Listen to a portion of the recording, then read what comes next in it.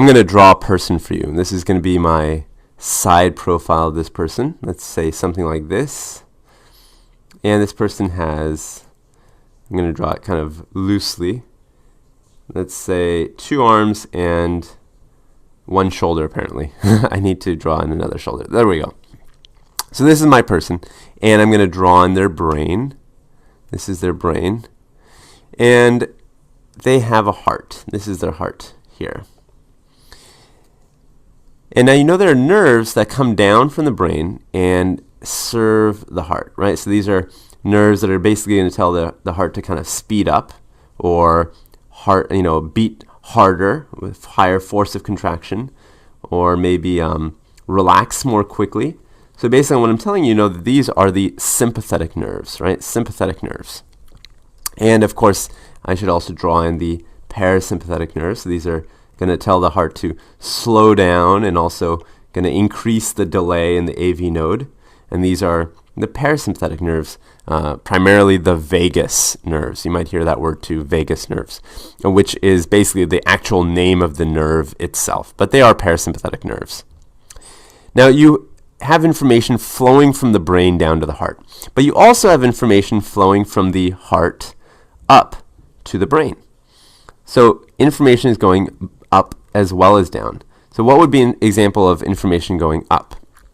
Well, you can imagine that there might be volume receptors, right? So we know that the brain needs to know about the volume status, and in the right atrium, there are some volume receptors that basically stretch, and once they stretch, they tell the brain that there's a lot of blood, or if they're not stretched, they tell the brain that there's not a lot of blood. And this really helps with autoregulation of blood pressure. So if you want to regulate your blood pressure, you got to have some information, right? So autoregulation of blood pressure. So basically the whole point of me saying all this is that there's a lot of nerves going back and forth between the brain and the heart. Now let's say this person that I'm describing tragically dies. They die. And they wanted to, their wish was to donate their heart. And so over here we have a heart recipient, someone that is interested in getting a heart. Let's say that their heart is not working well, or whatever the situation may be. They're actually hoping to get a heart. So this person is looking for a heart, and this person died, and their wish was to give a heart.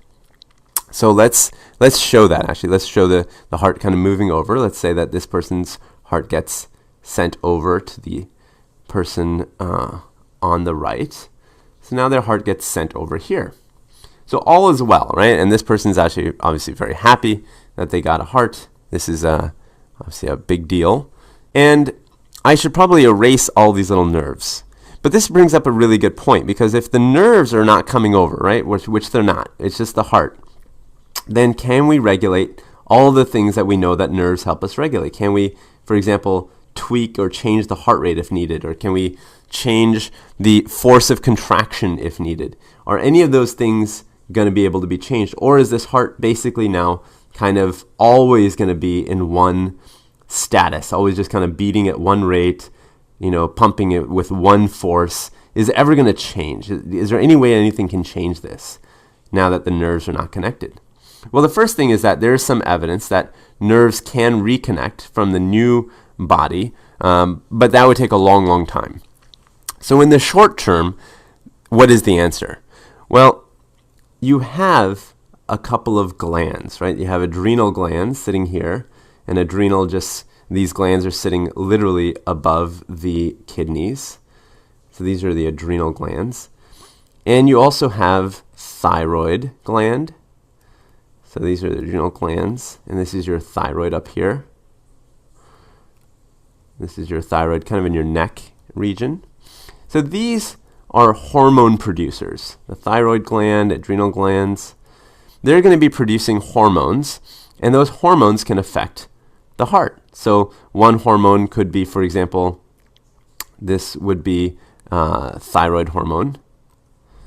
Thyroid hormone. Down below, you might have epinephrine. So another hormone, number 2, could be epinephrine. This comes from the adrenals. So you can see that basically there are hormones that are going to affect the heart, but you're not getting that rapid. Over here in the first case, when the heart was over here, you're getting rapid changes, right? Very, very quick. But this is going to be a little bit, as compared to what we were getting, this is going to be a little bit slower in terms of the response rate, because now the hormone has to go through the bloodstream and get to the heart, and it takes a little bit of time. Whereas before with the nerves, you're really getting changes as fast as a nerve impulse, which is on the order of less than a second.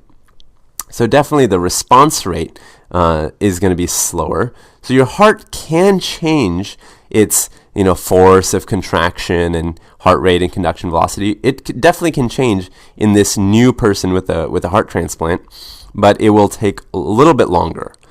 And another thing that will change it, in addition to just hormones, I want to remind you, is medications. So let's imagine this person is taking medications, and let's say these medications have certain properties. Let's say they're taking a calcium channel blocker.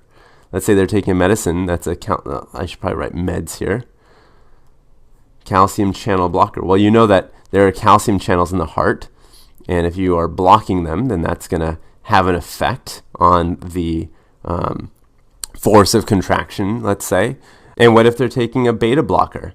And this is a beta refers to the receptor for epinephrine and norepinephrine. So if they're taking a beta blocker, they're really blocking the effects of, in this case, epinephrine, right? They're blocking epinephrine effects. Epinephrine.